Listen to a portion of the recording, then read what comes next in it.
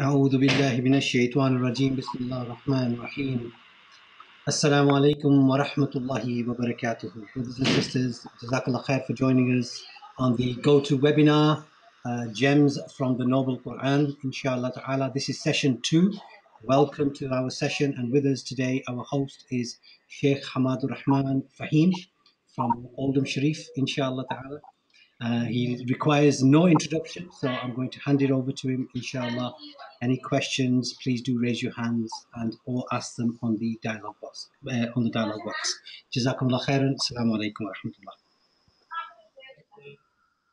بسم الله الرحمن الرحيم الحمد لله رب العالمين وأصلي وأسلم على النبي المصطفى الأمين محمد بن عبد الله عليه أفضل الصلاة وأتم التسليم.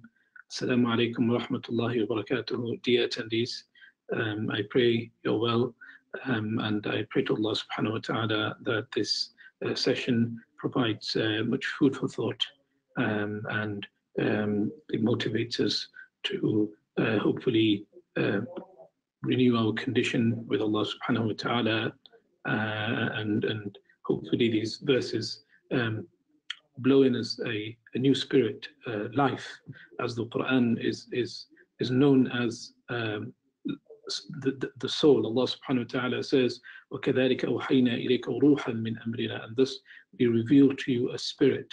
The Quran has a moving spirit. It moves you, and it impacts you, and it gives life. And so we ask Allah subhanahu wa ta'ala that He enables for us to live the Quran as we learn from its meanings and messages. It's a great honor for me to be here, and I thank Dr. Fiaz as well as Brother Nassim for organizing such an important series of webinars on the gems from the Holy Quran al-Kareem. And I was particularly excited knowing that I'm going to be presenting from Surah alBaqarah, which is, as the Prophet ﷺ himself, when he describes Surah alBaqarah, he says that inna li kulli shay'in sinaman, that everything has a pinnacle. In fact, the word sinam in Arabic language refers to the camel hump, where there's a peak. And so the Prophet ﷺ says that everything has a peak, everything has a pinnacle, and he says that وَسِنَامُ الْقُرْآنِ الْبَقَرَةِ, and the peak of the Quran is the Surah alBaqarah. That's from the merits of this surah, this particular chapter that we're looking at.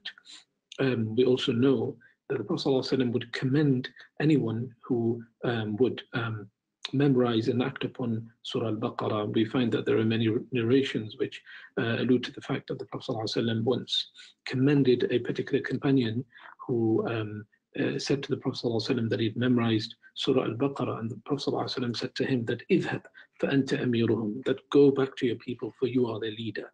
And so Surah alBaqarah is one of the most important chapters in the Quran, because it contains many lessons for us, both historically, when we deal with the verses which we'll be dealing with right now, which includes the history of earlier generations, the Israelites namely, and of course there are many instructions given to the community at large, to Muslims as well as to the non-Muslim community who lived as inhabitants within Medina. And what we find is that Surah al-Baqarah, although is predominantly a Madani prescription, it's a revelation that came in the later phase of the Quranic revelation.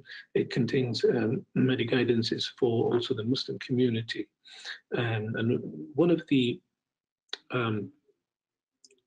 ways in which we fail to truly extract, or one of the reasons why we can't truly fathom and extract moral guidance from the Quran, is when we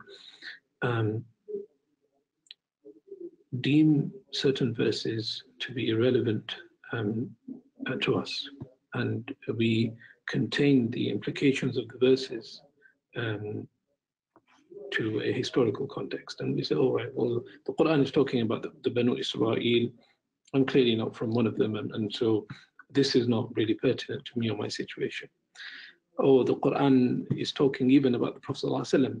The Quran is saying, Ya ayyuhan Nabi, or it's talking about the Prophet ﷺ, and quite often you hear people saying, oh, those were prophets, or those were great people, we can never be like them. And so what we tend to do is we tend to minimize the relevance of the Quran to a particular set of people, and perhaps to a particular era in the past. And so we almost sort of compartmentalize certain verses or certain surahs and put them into little compartments and then shove it off or this belongs to a historical context, or this is only relevant to a particular group of people. And if a person was to read the Quran through this type of lens, then of course for him there's not much benefit. In fact, the Quran speaks to all of us through relaying to us historical events, and the aim behind that is that it tells us about the reasons for the demise and destruction of previous nations in order for us to extract moral guidances, and in order for us to ensure that we're not treading along the path of destruction, to ensure that we're actually acting upon those traits and qualities that the past nations have displayed, which were commendable by Allah subhanahu wa ta'ala, which were commended by Allah, and we're not falling into the same destructive habits and behaviors of the past nations, which we too can adopt and also fail as a nation. And so we look at the Quran through a holistic lens. We never look at the Quran through this lens where we tend to minimize the relevance of the Quran to a particular people or to a particular time. And so an example of that is when Allah subhanahu wa ta'ala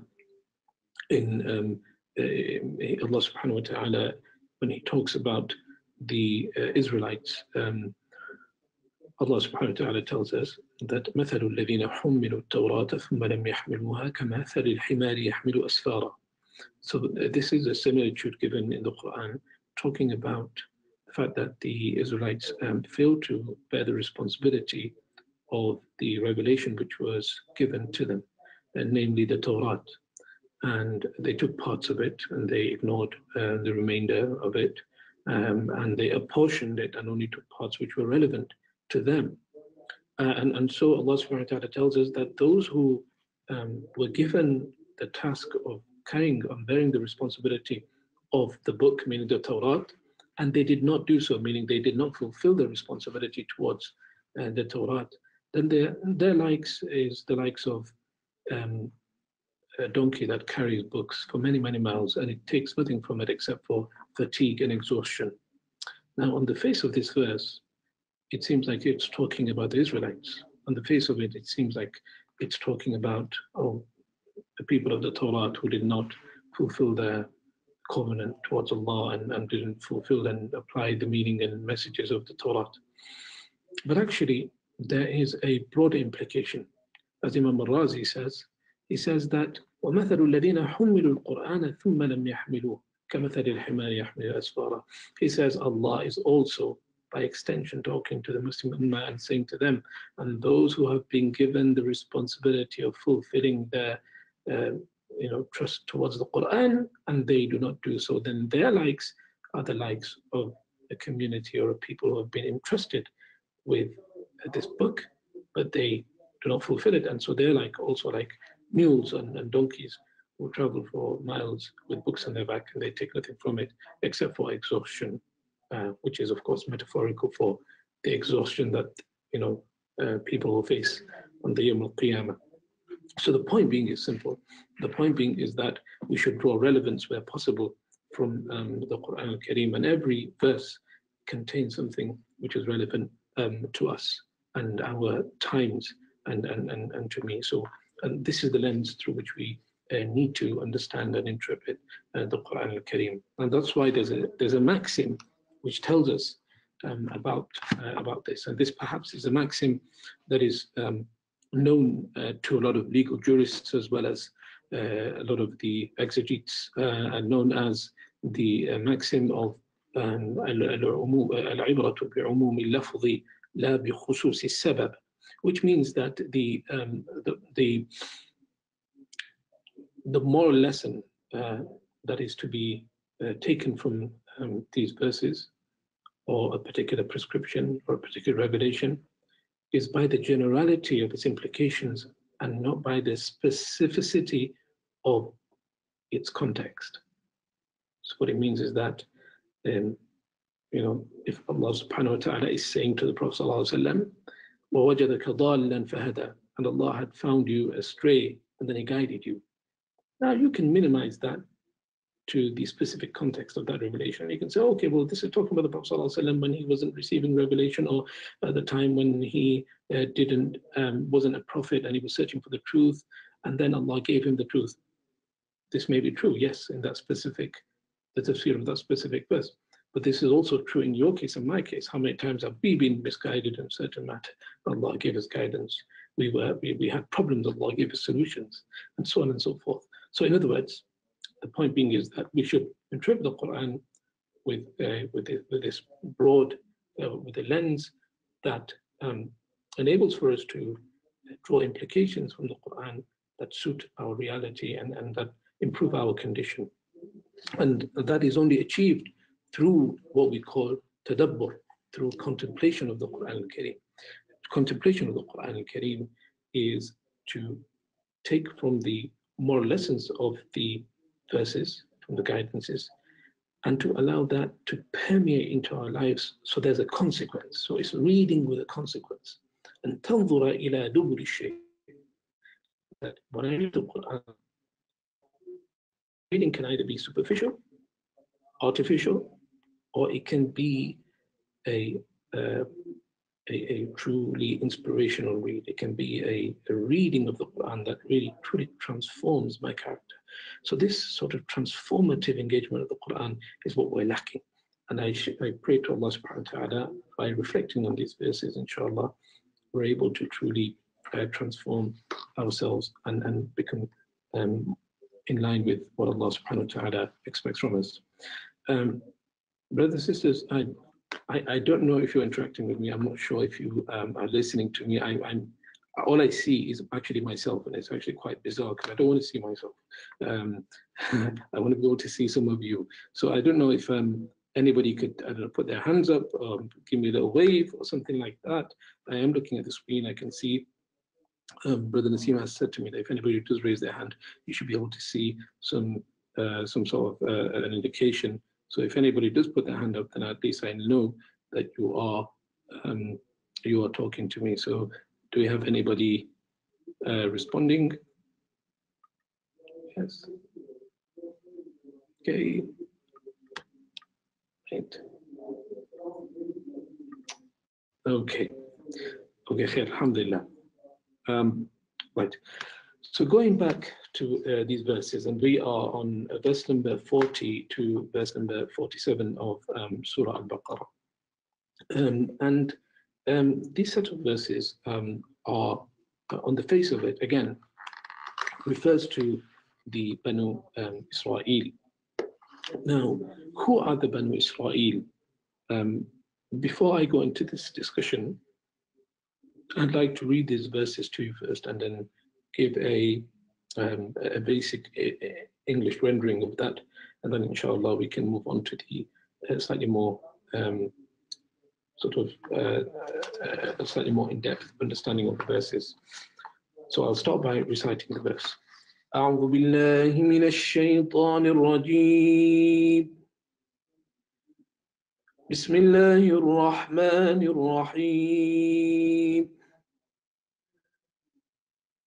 يا بني إسرائيل اذكروا نعمتي التي أنعمت عليكم وأوفوا بعهدي أوف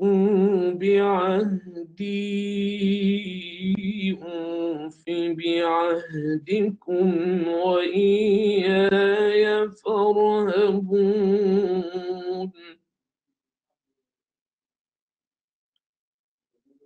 وآمنوا بما أنزلت مصدقا مصدقا لما معكم ولا تكونوا أول كافر به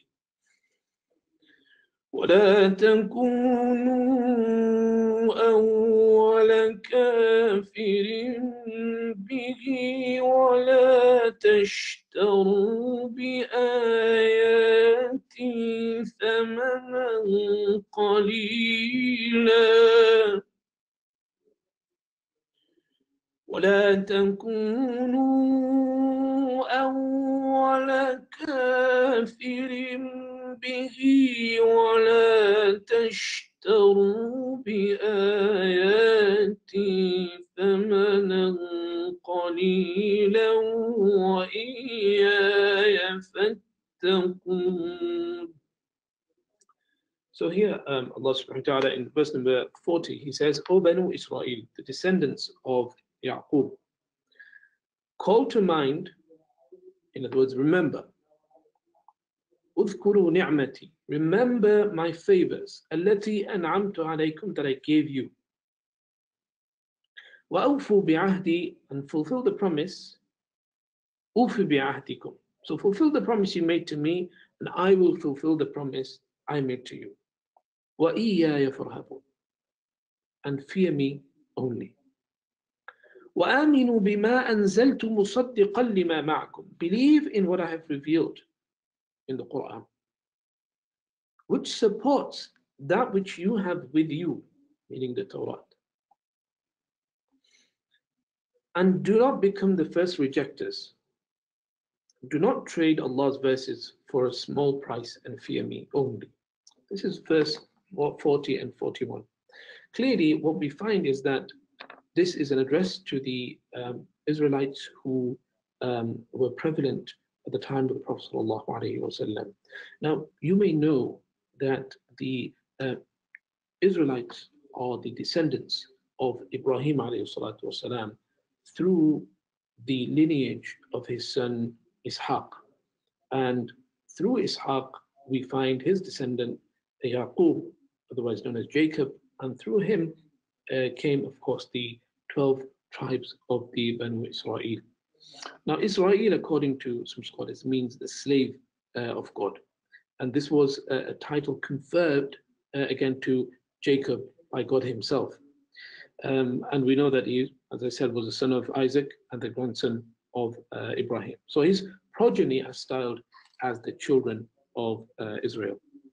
Now, what we find is that the nature of these introductory remarks is that they are addressed again to the community, to the Jewish community who were settled in Medina. And it begs the question as to why there was a specific and exclusive address to them. We find that the Quran, of course, part of its style and theme is that it engages with everyone. It engages with the individual, it engages with mankind at large, and it engages with even disbelievers. It engages with those who are considered to be munafiqs, or otherwise known as hypocrites. There's a specific address to them. So the Quran, it seeks to appeal to every individual and every community, regardless of their standing in front of God, regardless of their faith, whether they're atheists or whether they're Muslims or the Christians or whether they're Jews or whether they were, fire worshippers or Gnostics, agnostics. And this is part of the style of the Quran. But here we find that there's a particular address to the Banu Israel. And that's quite interesting. The Prophet ﷺ, of course, has migrated from Mecca, from the hostile city of Mecca to Medina. And the Prophet ﷺ, we know, he is he's creating a society and a community that has mutual alliances, and they have a common constitution. We know that the Wathiqa of Medina was a constitution that looked after the benefits of every individual and every community, regardless of faith, regardless of race, regardless of gender. It was a constitution that was all-inclusive, and it did not discriminate against anyone. Now, interestingly, the Quran spoke to the Banu Israel specifically in Surah Al-Baqarah, and it spoke to the Christians specifically in Surah Al Imran, which is the next chapter. In speaking out and in reaching out to the Banu Israel, it was a way of including them in this appeal of Islam. It's a way of engaging with them, trying to actually show that there's a care, that Islam doesn't seek to abolish previous religions. It doesn't seek to discriminate against any communities. It seeks to be inclusive. And that's why what we find is one of the great displays of that is that, in fact, that the Prophet ﷺ was always intrigued, and he always wanted to know about the practices and cultures of other communities. So when the Prophet ﷺ migrated from Mecca to Medina, the hadith that we find in Bukhari and many others is that the Prophet ﷺ, he came across the Jewish community, and he noticed that they were fasting on the 10th of Muharram. And the Prophet ﷺ was intrigued by this, that he saw that the Jewish community would fast on a particular day. Now, he asked the Jewish community that, what is this day that you fast? And they said that we fast on this day because this is a day in which we commemorate and celebrate the emancipation and the freedom of the Jewish people who were enslaved by Pharaoh and through all of these regimes and tyranny and oppression. And so in commemoration of that, we fast. And then the Prophet ﷺ, he did not disregard this. He did not dismiss them. He said, actually, we have more rights upon our brother Musa, and so we too will fast. This was an attempt to reach out to the Jewish people, not an attempt to conflict with them, as many people would put it. And of course, the companions, they said, okay, well, should we not distinguish, since our association is with Musa ﷺ is stronger? Should we not have a distinguishing factor of, yes, on one hand, celebrating it on the 10th of Ashura, but, shouldn't there be, there's something that gives us that added level of affiliation of the Prophet ﷺ. So yes, either the 9th and the 11th, along with the 10th of Muharram. So what we find from here is that the Prophet ﷺ, his rhetoric was one which was inclusive, and his engagement was one which accepted all segments of the communities. And so what we find in this particular address is that the Quran is also engaging with an important part of the community who cannot be dismissed. So, Ya Bani Israel, اذكروا نعمتي التي أنعمت عليكم. And so what's being said over here is that, O Banu Israel, remember the favors which I have given you, which I have gave you. This again, it may be addressing the Banu Israel, and it may be talking about the favors such as freedom, which was given to them after years of oppression and slavery. We know that Banu Israel was subjugated to all sorts of oppression and tyranny. They were put into encampments, and Pharaoh exercised his tyranny over them, and he exercised all forms of injustice against them and killed their babies and newborn. We know that also the Banu Israel, they were favored by Allah subhanahu wa ta'ala in that all the prophets came from the same lineage as the Banu Israel. And so they were able to identify with them. The prophets, they were able to identify because they had the same race and they were from the same lineage. And there are X, Y, Z, there are a whole host of ni'mah, of blessings which were given to the Banu Israel. So the Quran is appealing to them in a way that draws on that sentiment that, look, the same one who granted you these favors is the same one who is now revealing this message. So listen to the one who's speaking to you. This is the same Lord who has given you all of these privileges in the past.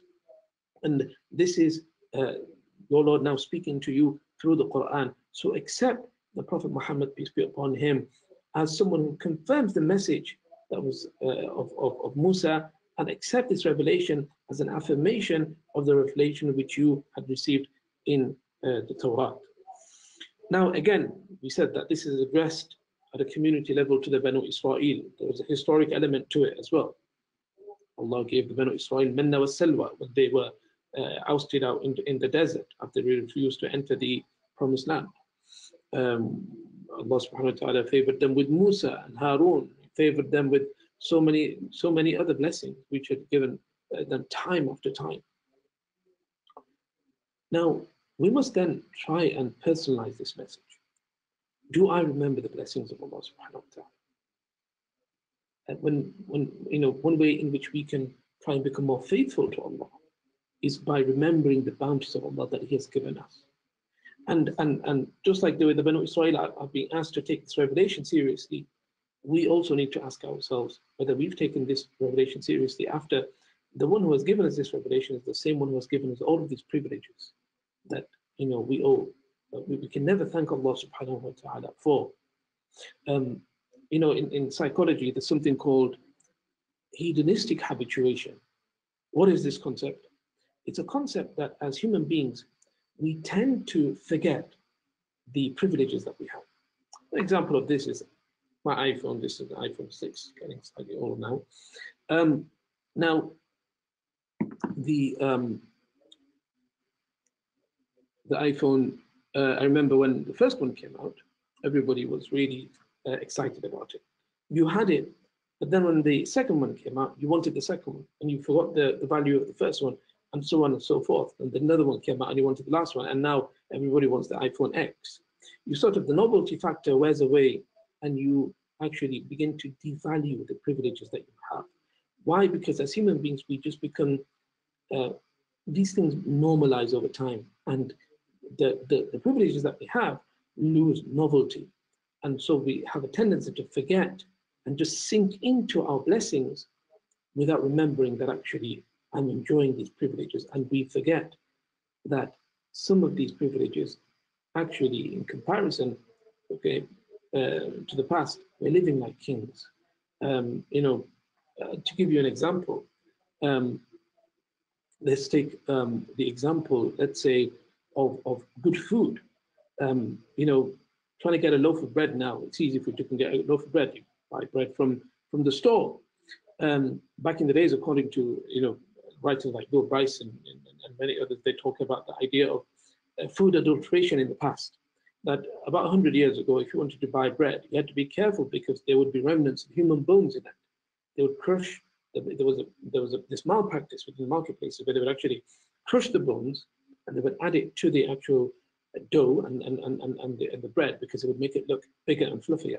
Hence, you get the couplets in the Jack and the Beanstalk poem, I will grind his bone to make my bread. But now we don't have to worry about that. It's a privilege. You go and buy a loaf of bread, sometimes you get a reduced price, 50 pence. You eat it, you never have to think about bones being stuck in it, and so on and so forth. And there are so many amenities that we enjoy. Going to the dentist, not worrying that you're going to be dying after you come out from the dentist, because back in the days, one of the common forms of death in London about a century ago was when people would contract infection from the dentist when they would get their tooth out. They would become infected with bacteria, and that would be a leading cause of death. These amenities that we enjoy right now, have we become desensitized to them, or do we still value them? So this verse reminds us of this. يا بني إسرائيل اذكروا نعمتي التي أنعمت عليكم وأوفوا بعهدي أوف بعهدكم. O Banu Israel, recall my favors which I have bestowed upon you, and fulfill your covenant with me, and I shall fulfill my covenant with you, and fear me alone. And this was important again because the Jewish people and the community, as we know from our own tradition, were told and informed about the emergence of the Prophet Muhammad sallallahu alaihi wasallam, Ismuhu Ahmad, that there would come about someone whose name was Ahmad, and he would carry the same message as Moses. And this is part of your revelation. But don't just rip this page out. Don't just deny this simply because it's not come from your lineage. Remember the blessings which I've conferred upon you and fulfill the covenant that I have given you. In other words, uphold your commitment towards the Creator, accepting the Prophet Muhammad sallallahu alaihi wasallam as a prophet, and by accepting this message as being as emanating from the same source and the same God as the God of Musa alayhi salatu wasalam, and from the same God as and from the same source as that of the Torah. I understand it's half past. Yeah, it's nearly time. It's nearly 8:30. In fact, it's just gone 8:30. We'll continue with this because we've got other verses to do next week. Jazakallah khair. Just want to say to the participants, if they have any questions, then we can take a couple of quick questions, if there are any questions, or we can leave them for next week. Just raise your hand if you have a question.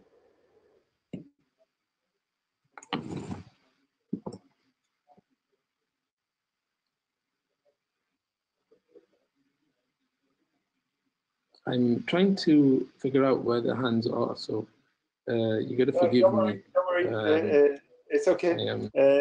I think what we'll do for this week then, inshallah, we'll stop there. Sheikh Fahim joins us next week, hopefully concluding this and some new verses as a reminder for us.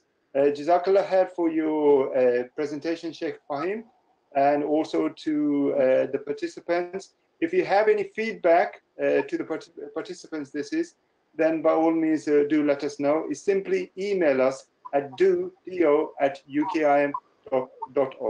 Jazakallah khair. Inshallah, we will meet next week.